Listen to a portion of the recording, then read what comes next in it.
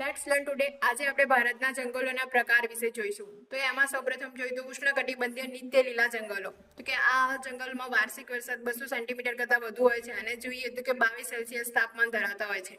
તો કે ભારતમાં આ પ્રકારના વન સહ્યાદ્રી એટલે કે પશ્ચિમ ઘાટમાં આ શિલોંગનો ઉચ્ચ પ્રદેશ, આસામ, મેઘાલય અને ત્રિપુરા. તો કે સહ્યાદ્રીના ઉત્તરી વિસ્તારમાં આ પ્રકારના વનને સોલાસ વન તરીકે ઓળખવામાં આવે છે. તો કે આ વૃક્ષોની ઊંચાઈની વાત કરીએ તો કે 60 મીટર કે તેથી વધુ હોય છે.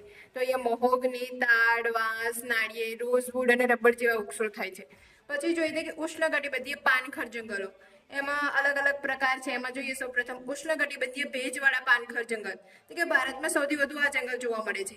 કે જે 100 થી લઈને 200 સેન્ટીમીટર કરતા વરસાદ ધરાવતા વિસ્તારોમાં જોવા મળે છે. તો કે હિમાલયમાં ભાભર અને તરાઈના વિસ્તાર, મધ્યપ્રદેશ, છત્તીસગઢ, કર્ણાટક, મહારાષ્ટ્ર અને તમિલનાડુનો વિસ્તાર. આ વિસ્તારમાં જોઈએ તો કે શાક, શાલ, સીસમ, ચંદન, કેરી, આંબળા, મહુવા જેવા વૃક્ષો